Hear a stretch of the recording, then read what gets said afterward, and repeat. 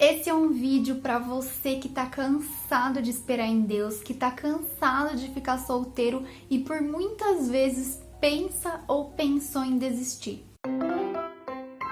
Então você tá há muito tempo esperando em Deus e ninguém se interessa por você. Ou quando se interessa, não é aquela pessoa que você quer, que você espera. As pessoas ficam te pressionando, empurrando um monte de gente pra cima de você e você não quer. Nada acontece, você não vê ninguém, você só quebra a cara, você só se frustra. Você sente que Deus não tem um casamento pra você e uma pessoa pra te dar. Essas são as mentiras que o diabo conta para todo mundo que passa pelo deserto da espera, que está esperando em Deus e que está solteiro. E sim, gente, não adianta a gente falar que é tudo lindo, maravilhoso, que esperar em Deus é muito bom. Eu tenho um vídeo aqui que eu falo inclusive sobre isso. Esperar em Deus não é um mar de rosas, não é florido, não é lindo. Esperar em Deus é um saco, é terrível e é muito sofrido. Se você não assistiu esse vídeo, assiste que eu vou deixar aqui no final do vídeo para vocês assistirem, porque eu tenho certeza que Deus vai falar muito ao coração de vocês e vocês vão se identificar comigo. Porque sim, eu passei por isso também, então eu sei o que vocês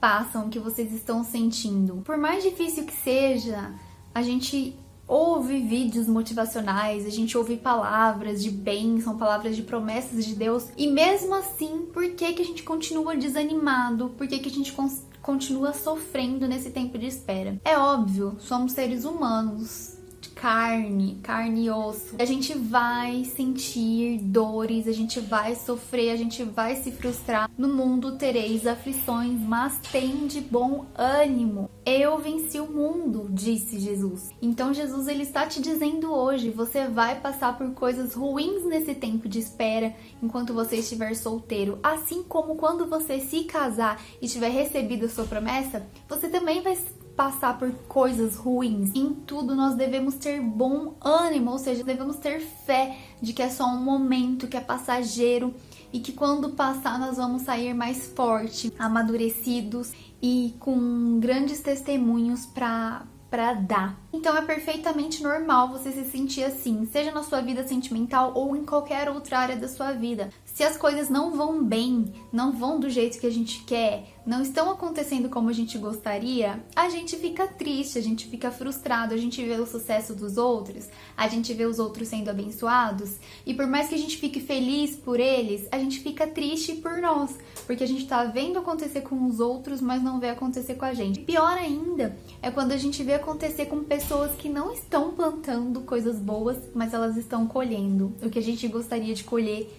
O que a gente está plantando, a gente não colhe e essas pessoas colhem. Isso é muito pior. Vamos chamar de sucesso dos ímpios. É muito duro porque a gente fica com um sentimento de injustiça. Poxa, Deus, mas eu tô aqui plantando, semeando e não colho. E a pessoa não tá plantando, semeando nada e já tá sendo abençoada. Como assim? Mentiras do diabo. Mentiras que o diabo conta pra você, que ele conta pra mim, que ele conta pra gente desanimar, perder a nossa fé e começar a culpar a Deus pelo fato da gente não alcançar a nossa promessa. Mas são apenas mentiras. O diabo, ele sempre vai lançar setas para nos desanimar, para fazer a gente perder o foco e perder a nossa fé. E falta de fé é o quê? Falta de confiança em Deus. A gente pode falar o que for, mas essa é a realidade. Se a gente não tem fé que aquilo vai acontecer, a gente desanima, é porque a gente não está confiando no poder de Deus. Se Deus te prometeu, então ele vai cumprir, passe o tempo que for. Mas aí entra aquela questão, mas eu não sei se Deus prometeu. Vamos lá. A Bíblia fala em Gênesis: deixai pai e mãe para constituir uma família. Em outras palavras, é isso que diz. Deus, ele é a favor da família. Paulo, em Coríntios, se eu não me engano, nas cartas de Paulo, ele diz que melhor é ficar solteiro do que se casar. Mas essa é uma opinião dele. E ele não tá totalmente errado. Por quê? Quando a gente se casa, a nossa prioridade, o nosso primeiro ministério é a família. Então, Deus, ele quer que a gente priorize a nossa família. Só que quando você tem a sua família, marido, esposa, filhos, você acaba tendo menos tempo para as outras coisas. principalmente para Deus. Eu, por exemplo, quando eu era solteira, eu fazia muitas campanhas, propósitos de oração, jejum, sempre, um atrás do outro. Direto eu tava fazendo campanha, jejum e tal, pela minha vida sentimental, geralmente, mas sempre tava fazendo. Agora que eu casei, eu mal consigo fechar a porta do meu quarto e orar. Porque eu tenho filha pra cuidar e assim, a gente consegue arrumar tempo, sim.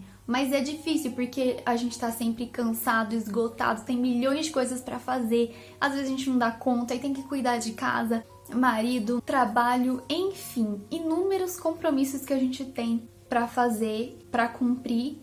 E aí o tempo pra Deus acaba ficando mais escasso. E aí a gente tem que fazer meio que do jeito que dá. Existem fases que a gente passa por isso. Eu agora, por exemplo, com a Alana pequenininha, ela tá com 8 meses, ela demanda muito de mim, ela exige muito do meu tempo, porque ela é pequenininha ainda, então ela é muito dependente. Mas conforme ela vai crescendo, ela vai ficando mais independente, então ela não fica naquela total dependência de mim o tempo todo. Eu acabo sendo a principal cuidadora, não tem como eu ficar deixando com a minha sogra ou com outra pessoa pra cuidar, pra eu fazer alguma coisa, é mais difícil. Porque ela quer ficar grudada o tempo todo, ela quer o pai e a mãe que, com essa pandemia, ficando o dia inteiro em casa, então ela tá acostumada mais com a gente. Então acaba tirando muito esse tempo, assim, que eu teria livre, que eu poderia fazer outras coisas. Eu mal consigo limpar a casa, limpar um banheiro, por exemplo, tranquila, do início ao fim. Geralmente eu tenho que fazer as coisas separando. Começo a fazer uma coisa, paro pra dar mamar ou pra fazer alguma coisa com ela, pra fazer dormir e tal, e depois eu tenho que terminar. Então as coisas vão ficando assim. Então é mais difícil. Isso eu tô dando o meu exemplo, mas tem pessoas que trabalham fora, que estudam. Tem muitos outros exemplos que, enfim, vocês vão entender e vão conseguir visualizar. Quando a gente casa, fica mais difícil da gente fazer a obra de Deus, a gente ter tempo pra Deus. Aí também entra a questão de o marido discordar da mulher em algumas coisas e vice-versa, e um acabar impedindo o outro. A mulher quer, sei lá, ir todos os dias na igreja orar, mas o marido fica com ciúmes. Gente, coisas de relacionamento, é normal, isso acontece. Mas é disso que Paulo estava falando quando ele disse que é melhor ficar solteiro, porque solteiro você serve a Deus integralmente. Mas não é errado você querer se casar. E se você quer se casar, se você tem o desejo de ter uma família, então sim, Deus tem essa família para você. Deus, ele só não teria essa família, essa promessa do casamento para você, se você não tivesse esse desejo no seu coração, se você olhasse para isso e fosse uma coisa que assim, não sinto vontade, não me vejo casado, casada, tô bem assim, tô feliz. Aí você olha para os outros casados, famílias e tal, você fica feliz pela pessoa, acha lindo, mas você tá bem com você mesmo, solteiro. Então pode ser que Deus não tenha realmente uma família para você. Enfim, por inúmeros propósitos e motivos, acontece. Então tenha isso em mente. Se você tem esse desejo no seu coração, calma, Deus tem alguém pra você sim. Então você tem uma promessa porque tá na Bíblia. E eu tenho também um vídeo falando sobre isso. Todos os vídeos eu vou deixar aqui. Tá, então eu sei que Deus tem uma promessa pra mim, na minha vida. Mas e agora? Como que eu faço pra sair desse limbo, desse deserto que eu me encontro? Se você permanecer firme e não desistir, independente do que aconteça, esse tempo vai chegar, a sua promessa vai chegar. Não importa o tempo, mas vai chegar. Só que tem um porém, a gente precisa descansar e confiar em Deus. Também postei vídeo aqui falando sobre isso, descansar em Deus e bolo de laranja, o que Deus falou comigo a respeito de descansar, deixar Ele fazer, né? Descansar é a gente continuar caminhando, agindo em conformidade com a nossa fé, mas deixar que Deus faça o trabalho dele. Tem coisas que nós não devemos colocar a mão, dar o nosso jeitinho, fazer, né, do jeito que a gente acha que é. Quanto mais você coloca a mão, maior é a chance de você se machucar, de você se frustrar e as coisas darem errado. Por isso que esperar em Deus é a melhor escolha. Só que esperar não é ficar parado. Esperar, gente, é você ir caminhando em direção à sua promessa com a direção de Deus. Então você tá lá caminhando, aí Deus fala pra você parar. Você para você esperar, você espera. Deus fala pra você ir por tal caminho, você vai. De repente, você tá aí incomodado que você tá morando na casa dos seus pais. E aí você começa a sentir um incômodo tão grande de sair daí, de mudar pra cidade vizinha, pra outra cidade ou só pra outra casa. E aí começa a aparecer um monte de proposta de imóveis e tal. E aí você fica assim, né, meio pensativo, mas será que é? Será que não é? E de repente Deus ele tá te direcionando, ó, sai da casa dos seus pais, vai ter a sua vida, uma vida mais independente, vai construir a sua casa, vai comprar o seu carro, muda de trabalho, muda de cidade. Deus ele vai te direcionando para que as coisas vá se encaixando, que o quebra-cabeça ele vá se encaixando. E aí, às vezes a gente sente essas coisas e a gente não entende, a gente acha que é assim, coisa aleatória, mas na verdade tudo isso tá cooperando pro seu bem. Tudo isso tá contribuindo para que quando você receber a sua promessa, tudo esteja bem. Eu vou contar uma coisa para vocês que eu não entendia no meu tempo de espera, que eu sofria demais, mas que hoje eu entendo perfeitamente como Deus ele faz assim tudo de maneira perfeita. Durante o meu tempo de espera, o meu sonho se tornou abrir uma livraria evangélica. Eu tinha condições de fazer isso. Eu tava juntando dinheiro, eu tinha quem pudesse me ajudar, eu tinha local onde eu poderia abrir essa livraria, mas nunca dava certo. Toda vez que eu tentava, não dava certo. Eu tentei vender livros assim, né? Eu mesma pegar e ir lá comprar, vender, não dava certo. E eu não entendia, porque era uma coisa que eu queria fazer pra Deus, que ia abençoar as outras pessoas. E por que não dava certo? Por que Deus não abençoava? E eu orava, batia na porta e nada. Só que depois eu conheci o Bruno. E o Bruno era de São Paulo, né? Quando eu conheci ele e as coisas começaram a dar certo entre a gente, eu imaginei que eu teria que mudar da minha cidade, deixar minha família, tudo lá pra trás e vir pra cá, pra São Paulo. Porque ele já tinha uma vida aqui mais estabilizada, emprego e tal, e eu não. Eu trabalhava com meu pai e tal, mas eu não tinha nada lá que me prendesse. Eu poderia sair a qualquer momento. E foi o que aconteceu. Mas imagina se eu tivesse a livraria, se eu tivesse no melhor momento da livraria, ganhando rios de dinheiro, abençoando um monte de gente, crescendo super assim, sabe, como empreendedor e tudo mais. Vocês acham que ia ser fácil pra mim deixar a livraria lá, vir pra cá? Não ia ser fácil. Por mais que eu pudesse fechar lá e abrir aqui é mais difícil porque o aluguel é mais caro, é mais concorrido. Não seria uma decisão fácil. Então, de repente, isso poderia me travar. De repente eu ia olhar pra isso e falar assim, não é de Deus esse relacionamento, porque a livraria foi Deus que me deu, então é pra eu continuar aqui, e se vai me tirar daqui, então não é de Deus. De repente poderia me confundir, ou tornar a decisão mais difícil.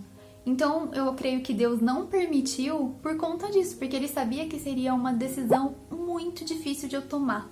Às vezes a gente olha pra situações assim do dia a dia que a gente acha que não tem nada a ver, mas elas têm tudo a ver com a nossa vida sentimental ou com a nossa promessa, com aquilo que a gente tá orando, pedindo. E as coisas vão acontecendo para que lá na frente elas deem certo. Então dá errado hoje para dar certo amanhã. Hoje a gente não vê, não entende, mas amanhã a gente vai entender, a gente vai ter essa resposta. O preço que você paga por isso que você quer é essa dor da espera, o desânimo, sofrimento, solidão, carência. Só que isso nem se compara com o preço que você pagaria por não esperar. De início, você pode jogar tudo pro alto e dar certo. E aí você acha que não tá tudo bem, Deus abençoou e foi muito melhor, muito mais conveniente. Mas depois, lá na frente, o preço que você vai pagar por não esperar e fazer do seu jeito é muito grande. Já quando você escolhe esperar, você paga o preço antes para poder desfrutar da sua bênção depois. Então vale muito mais a pena a gente sofrer antes para desfrutar da nossa bênção depois, em paz e tranquilo. É como na gestação. Durante 9 meses a mulher sofre e sofre muito. Mas depois que o bebê nasce, ela só desfruta da bênção dela. Por mais que tenham dificuldades, por mais que seja difícil, ela vai desfrutar, porque a melhor coisa é a gente ver o sorriso no rosto do nosso filho, daquela pessoa que a gente ama. Não tem preço que pague isso. Mas agora eu quero saber, me conta aqui quanto tempo você tá esperando em Deus, quanto tempo você tá nesse sofrimento solteiro aí, se você tá sofrendo. Qual é a mentira que o diabo conta pra você? Que você não vai casar? que você tá muito velho, que ninguém vai aceitar os seus filhos, que ninguém vai te valorizar, que você é feio, que não tem ninguém pra você. E não saia daí, que no final do vídeo vai ter os vídeos que eu citei aqui para que vocês possam continuar assistindo, maratonando e sendo edificados através desses vídeos. Que Deus abençoe vocês.